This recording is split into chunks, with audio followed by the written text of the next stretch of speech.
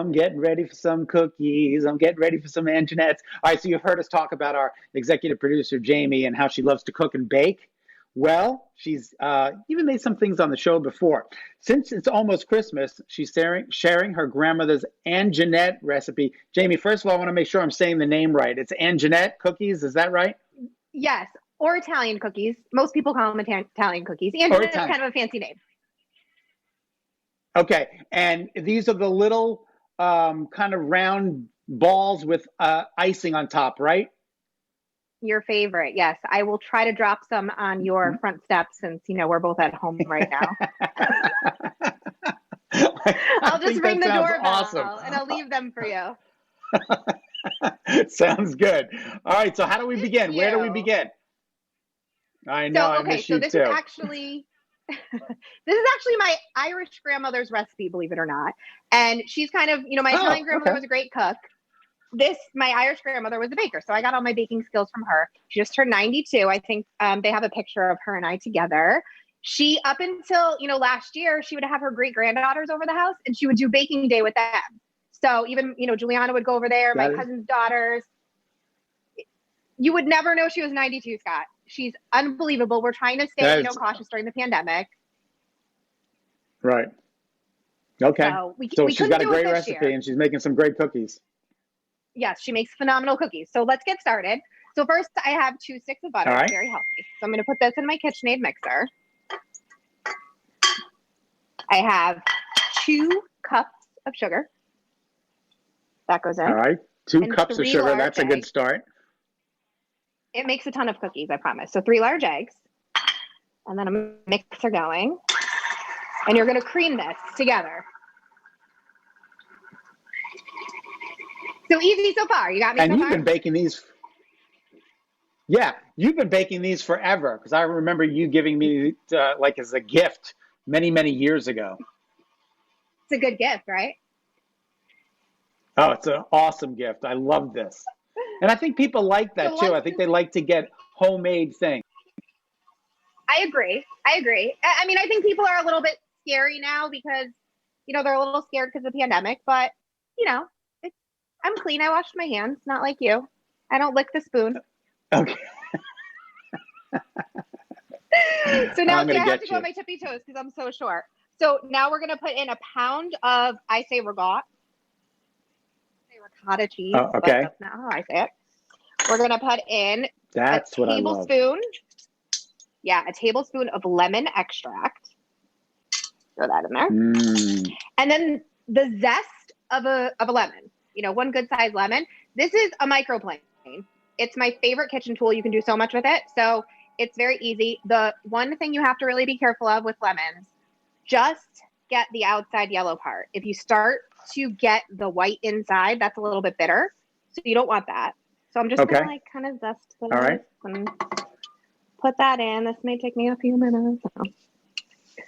Just a second. So once we have all that nice lemon zest in for the flavor, I'm going to toss that in there. Then I'm going to take a separate bowl. I'm going to take 5 cups of flour. Makes a lot of cookies. Wow, that's a lot of cookies. 5 teaspoons of baking powder. Baking powder, and then okay. 2 teaspoons of baking soda. All right. I'm going to mix that in. Get this going with our ricotta and our lemon. And then you really, the last step. I know, so good. I wish you could smell the lemon, Scott. I know you love it. So then the last step really I think I can smell it from here. You just want to gradually add your dry mixture to the wet mixture. So it just takes a minute. And I just use like a little measuring cup so that I just do a little bit at a time. And you're going to add that all in. We're just going to dump it in a little bit faster for the sake of television so that I could show you how I scoop them out. I mean, other than the microplane, I think I could actually do this recipe. Yeah. I think you could too. And it makes a ton. So this will make about 10 dozen cookies. Oh my God, that's a lot of cookies. And I already made a batch. I made the kids help me, yesterday I had made a batch, and I made Marcello and Juliana help me roll them. And Marcello, he's a phenomenal baker and cook, in his own right. He's 13. He was like, "Oh my God, Mom, can we just stop? This is taking so long." So we did. We rolled out the entire. I have bags upon bags. And the other thing I will say, while I'm just adding the last bit of this in, these freeze really well. So it's always the first cookie I make in the season, because I'll make them and I won't ice them. I just freeze them in a single layer. Let's just get this last bit in a single layer in freezer bags. And then when you're ready to That's great. It's a great serve idea. them, when you're ready to serve them, or give them as a gift, you take them out and you ice them. So now we have our dough. It's gonna stick to the paddle, but you get the idea. Yep. So then you're gonna take a parchment paper lined baking sheet. Always use parchment paper. Yep. Then they don't stick. It's easier to clean up. Let me just move some stuff around. You can tell I bake a lot because my baking sheet is very used. And I have a cookie scoop. So this is my tip. The dough is very sticky. Sometimes I put it in the refrigerator for a little while before I scoop them. It makes them easier. But if not, I spray a little bit of baking spray, like ham, on the scoop and on my hands. That way they won't stick. And you just take, this is a small cookie scoop. I'm OCD, so they have to be all the same size. And you're just going to scoop one out. Okay. And then you just put them, you could fit a lot. They don't really expand too much. So you can fit a lot on the baking sheet. And then you're going to bake them at 350 for about 10 minutes. You'll see the bottoms will be nice and golden. And then when you take them out, as I drop things all over my kitchen, they're going to look like this. You can see them. Oh my gosh, those look amazing. So this is the cookie. And they're really good like this, but as most people like them, they're iced. So super easy to make the icing. You just take powdered sugar. I don't measure it out. I don't have a big recipe for it. And I just gradually add a little bit of milk and a tiny bit of lemon extract. Okay. And then you just whisk it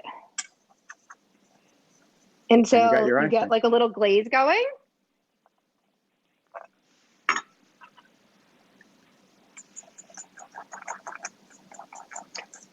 Super easy. It's delicious. And then you just take your cookie, and I just dip them right in on the top. Oh, so you take them and dip them right in. You could dye this. You dip them, and they come out. And you could dye the glaze with food dye. You could do red or green. If it's Easter, you could do pink or. I don't want to take out my food dye, but I'll just dip them, and then I'll put some Christmas sprinkles on them, and you're good to go with a nice little festive holiday cookie. They're so good, so easy. I love it. I think you could even make them, Scott.